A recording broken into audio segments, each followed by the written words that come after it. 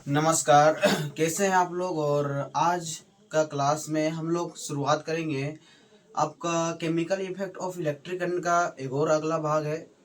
उसमें से हम लोग को पढ़ना है इलेक्ट्रोप्लेटिंग के बारे में और कुछ सवाल को करेंगे और आपके कुछ डाउट को भी रखा जाएगा। क्या डाउट उठ सकता है, क्या क्वेश्चन आ सकता है और किस किस किस चीज़ों को हम लोग पढ़ चुके हैं उसको फिर से एक बार रिवाइज कर लेंगे। तो फिर से हम लोग को एक बार पहले से क्विक रिवीजन कर देते हैं कि पहले हम लोग पढ़े थे मेटल के बारे में, कौन गुड कंडक्टर होता है, कौन बैड कंडक्टर होता है, कौन से मेटल आपका इलेक्ट्रिसिटी को सप्लाई कर रहा था, कौन नहीं कर रहा था। उसके बाद हम लोग पढ़े थे कि क्या आपका लिक्विड भी इलेक्ट्रिसिटी को सप्लाई कर सकता है। उसमें जवाब था यस, इलेक्ट्रिसिटी लिक्विड को सप्लाई कर सकता है, क्योंकि इलेक्ट्रिसिटी में पाया जाता है आपका लिक्विड में पाया जाता है मिनरल्स, जो कि मिनरल्स काम करते हैं इलेक्ट्रिसिटी को कंडक्ट करवाने में, और इलेक्ट्रिसिटी को कंडक्ट करवा ही सकते हैं तो आपको इलेक्ट्रिसिटी फ्लो कर सकता है। डेट्स वाई रीजन था कि आपका इलेक्ट्रिसिटी जो है पानी में सप्लाई कर जाता है। और उसके जगह पर हम लोग अलग अलग प्रकार के लिक्विड लिए थे, जिसमें से आपका डिस्टिल वाटर था, लेमन जूस था, और भी अलग अलग प्रकार के एसिड्स हैं। जिसमें हम लोग पढ़े थे कि आपके जो एसिड्स होते हैं अलग अलग प्रकार के, वो आपके इलेक्ट्रिसिटी का कंडक्टिविटी को बढ़ा देता है। लेकिन नॉर्मल वाटर के मुकाबले में आपका एसिडिक वाटर जो था वो कुछ अपना हिसाब से बिजली को ज़्यादा सप्लाई कर रहा था, क्योंकि आपका जो एसिडिक होता है, एसिड जो होता है वो मिलने के बाद उसमें आयंस का टूट जाता है, और आयंस टूटने के बाद वो इलेक्ट्रिसिटी को ज़्यादा कंडक्ट करवाता है। इसीलिए आपका नॉर्मल वाटर से आपका एसिड जो है इलेक्ट्रिसिटी को ज़्यादा कंडक्ट कराता था। उसमें एग्जाम्पल था लेमन का। और लेमन क्या था कि वो एक एसिडिक है, सिट्रिक जूस, जिसके से क्या हो रहा था कि उसको जब हम लोग पानी मिला रहे थे तो पानी मिलाने के बाद उसमें आयंस घुल जा रहा था, और घुलने के बाद वो इलेक्ट्रिसिटी का कंडक्टिविटी को बढ़ा रहा था। फिर हम लोग उसी में देखे थे कि आपका डिस्टिल वाटर जो है वो वाटर नहीं होता है, लेकिन वो इलेक्ट्रिसिटी को कंडक्ट नहीं करता है, क्योंकि इलेक्ट्रिसिटी को वो कंडक्ट इसलिए नहीं करवाता है कि उसमें मिनरल्स नहीं होता है, और मिनरल्स नहीं होने की वजह से वो इलेक्ट्रिसिटी को फ्लो नहीं करवा पाता है। उसी में हम लोग देखे थे कि इलेक्ट्रिसिटी जो है वो दो इफेक्ट जनरेट करता है, heating effect and magnetic effect. ये दोनों इफेक्ट जो है वो आपका इलेक्ट्रिसिटी प्रोड्यूस करता है। और जिस प्रकार से आप कोई भी इलेक्ट्रिसिटी को किसी वायर में ट्रांसफर करते हैं वो उस प्रकार से अपने आसपास में हीटिंग और मैग्नेटिक इफेक्ट डेवलप करता है। आप अगर कुछ इलेक्ट्रिसिटी को प्रोड्यूस कर रहे हैं तो उसका हीटिंग इफेक्ट ज़्यादा नहीं देखने के लिए मिलता है, कुछ कुछ मिलता है नॉर्मल, उतना ज़्यादा हीटिंग इफेक्ट हम लोग को नहीं मिलता है। उसी जगह पर आप ट्रांसफर करते हैं हाई वोल्टेज को टू द वायर, तब हम लोग को हीटिंग इफेक्ट और मैग्नेटिक इफेक्ट बहुत ज़्यादा देखने के लिए मिलता है, क्योंकि आपका वायर जो है उसमें बहुत ज़्यादा हाई वोल्टेज को कैरी करता है और वो जाता है। तो यहाँ तक हम लोग कल पढ़ चुके थे। उसमें फिर हम लोग पढ़े थे इलेक्ट्रोड के बारे में कि आपका जो केमिकल इफेक्ट होता है, दो इलेक्ट्रोड को हम लोग सेटल किए थे, उसमें सल्फ्यूरिक एसिड को मिलाए थे और वो पानी हो गया था एसिडिक। उसमें हम लोग दो कार्बन का रोड को ऐड किए थे, और दोनों कार्बन का रोड में बैटरी को जोड़े थे, जो बैटरी एक पॉजिटिव टर्मिनल से जुड़ा हुआ था, एक नेगेटिव टर्मिनल से जुड़ा हुआ था। जब उसमें हम लोग इलेक्ट्रिसिटी को पास किए थे तो इलेक्ट्रिसिटी पास होने के बाद हम लोग को दिखा था कि आपका जिस प्रकार से करंट का फ्लो हो रहा था उसी प्रकार से कार्बन का रॉड को उधर से ब्रेक होकर के इधर जुड़ते जा रहा था, जिसको हम लोग बोले तीन नाम से पता है हम लोग, इलेक्ट्रोप्लेटिंग, इलेक्ट्रोलाइसिस। आपका उस समय जो कार्बन का रॉड था वो टूट करके दूसरा में जाकर के जुड़ रहा था। उसमें से हम लोग इसका यूज करते हैं अलग अलग जगह पर, purification of metal and removing और फ्रॉम द मेटल ओर्स।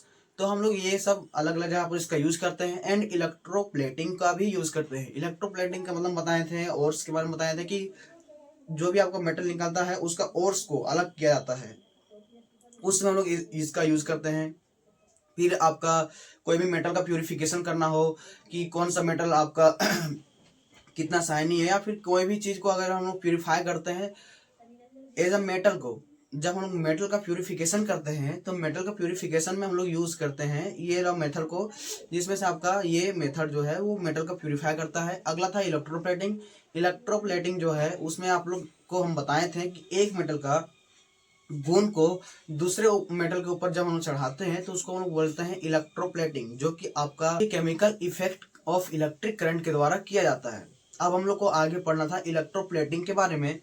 तो इलेक्ट्रोप्लेटिंग के बारे में थोड़ा सा इंट्रोडक्शन हुआ था कि ये यूज किया जाता है फॉर अगला मेटल का लेयर को अगला मेटल में चढ़ाने में। जैसे कि मान लीजिए आपके पास कोई गोल्ड का अगर इंस्ट्रूमेंट है या फिर कोई धातु है, गोल्ड का कोई धातु है, तो हम लोग उसका उसका मटेरियल को जब हम लोग दूसरा में चढ़ाते हैं तो वो लगता है गोल्ड के जैसा, लेकिन वो पूरा पूरी गोल्ड का आपका नहीं होता है। तो वो होता है आपका इलेक्ट्रोप्लेटिंग, किसी मेटल का गुण को किसी के ऊपर चढ़ाना, किसी का पानी को किसी के ऊपर चढ़ाना, तो वो होता है इलेक्ट्रोप्लेटिंग। उसको हम लोग इलेक्ट्रोप्लेटिंग के नाम से जानते हैं। आइए फिर देखते हैं आगे। यहाँ पे लिखा हुआ है the process depositing the layer of the desired metals and the another metals are help electricity. बोलता है कि आप जब भी एक मेटल का और उसको दूसरा मेटल में चढ़ाते हैं, उसको उसमें लगाते हैं, तो उसमें आपका हेल्प करता है इलेक्ट्रिसिटी, और उसी के माध्यम से आपका होता है। इसका बेस्ट एग्जांपल है आपका हैंडल, साइकिल का हैंडल जो आप देखते हैं चलाते समय बहुत अच्छा साइन करता है।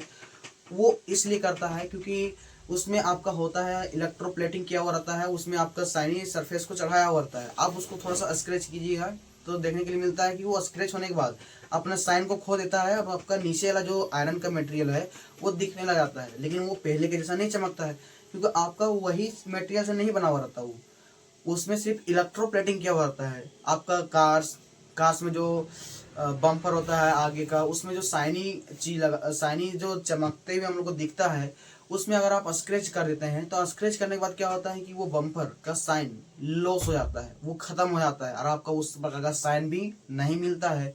तो उसमें यूज किया हुआ होता है इलेक्ट्रोप्लेटिंग का, और वो इलेक्ट्रोप्लेटिंग ही उसका सरफेस को शाइनी करता है और आपका हैंडल को भी शाइनी करता है, जिसकी वजह से आपका साइकिल का रिम जो आगे चक्का में पीछे चक्का में लगा हुआ रहता है, वो रिम को भी इलेक्ट्रोप्लेटिंग के ही माध्यम से उसको चिकना किया हुआ रहता है, जिसके माध्यम से आपका चमकता है। लेकिन आप देखिएगा थोड़ा थोड़ा जब उसका गुण धीरे धीरे निकलते जाता है तो आपका जो रिम होता है या फिर साइकिल का हैंडल है वो पहले के जैसा चमकदार नहीं होता है। उसका चमक धीरे धीरे लूज हो जाता है और वो आपका इलेक्ट्रोप्लेटिंग का जो लेयर आता है वो धीरे धीरे खत्म हो जाता है। तो आगे थोड़ा सा क्वेश्चन को प्रैक्टिस करते हैं, इसमें क्या क्या क्वेश्चन है और क्या ऑब्जेक्टिव आ सकता है।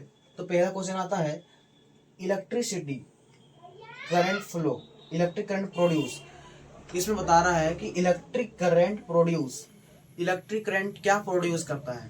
पहला ऑप्शन है only heating effect, only chemical effect, only magnetic effect, heating, magnetic and chemical effect. तो हम लोग शुरुआत का ही हेडिंग है केमिकल इफेक्ट ऑफ इलेक्ट्रिसिटी, यानी कि हम लोग इसमें 3 प्रकार के गुण पढ़े इलेक्ट्रिसिटी के, कि वो हीटिंग इफेक्ट भी डेवलप करता है, केमिकल इफेक्ट भी डेवलप करता है और वो मैग्नेटिक इफेक्ट भी डेवलप करता है। उसके अनुसार आपका ये तीनों क्वेश्चन का ऑप्शन जो है वो रॉन्ग हो जाता है और लास्ट का ऑप्शन सही होता है, क्योंकि आपका इलेक्ट्रिसिटी मैग्नेटिक इफेक्ट भी डेवलप करता है, हीटिंग इफेक्ट भी डेवलप करता है और वो केमिकल इफेक्ट भी दिखाता है। यानी कि इसके हिसाब से आपका क्वेश्चन का आंसर होता है D number, heating, magnetic and chemical effect. दूसरा क्वेश्चन बोलता है विच out of the flowing solution good conductor of electricity. Liquid के बारे में बात किया गया है। विच ऑफ द सॉल्यूशन मतलब कौन सा ऐसा घोल है जो आपका इलेक्ट्रिसिटी का प्रोड्यूस बहुत बेहतरीन तरीका से कर सकता है। तो उसमें से आपका ऑप्शन है lemon juice, vinegar, tap water and edible.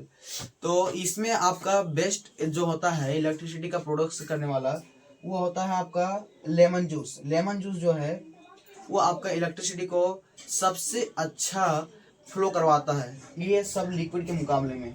तो ये सब आपका ऑप्शन हो जाता है गलत, क्योंकि ये सब के मुकाबले में आपका लेमन जूस जो है वो बहुत बेहतरीन तरीका से इलेक्ट्रिसिटी को एक जगह से दूसरी जगह तक पहुंचाता है।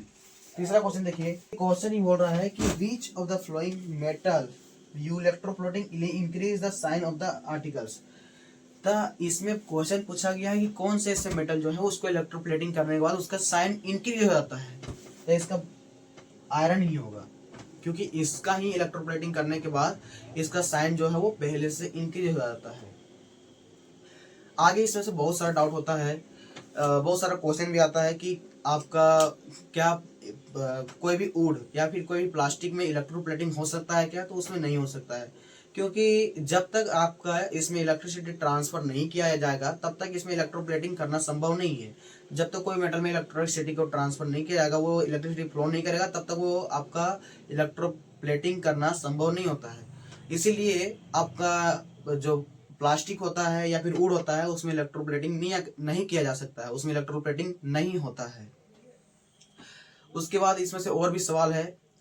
यहाँ तक समझ में आया है तो पढ़ते रहिए, और इसमें से जो भी क्वेश्चन हुआ है उसको भी बनाते रहिए, और आपके पास जो भी क्वेश्चन है उसको प्रैक्टिस करते रहिए। जहाँ तक पढ़ाया हुआ वहाँ तक का प्रैक्टिस कीजिए, और जो भी क्वेश्चन नहीं बनता है या फिर जो आपको डाउट है उसको कमेंट कीजिए। उसके बाद अभी हम लोग का अगला चैप्टर है टुवर्ड एडोलेसेंस। टुवर्ड एडोलेसेंस में हम लोग को आगे और भी चैप्टर बचा हुआ है, तो रिवीजन का समय अब बहुत कम बच गया है, क्योंकि आपका एग्जाम का डेट बहुत ज़्यादा सामने आते आ रहा है। तो अभी ठंडा भी धीरे धीरे ज़्यादा बढ़ रहा है, तो अभी से आप तैयारी करना चालू कीजिए। तो 8 का जो अभी आपका एग्ज़ाम होने वाला है उस समय तक आते आते आपका समय बचेगा और आपका तैयारी भी कंप्लीट हो जाएगा। तो अभी ठंडे के समय में अगर दिक्कत होता है तो कोई दिक्कत नहीं है, थोड़ा सा ही, लेकिन पढ़ने का शुरुआत कीजिए।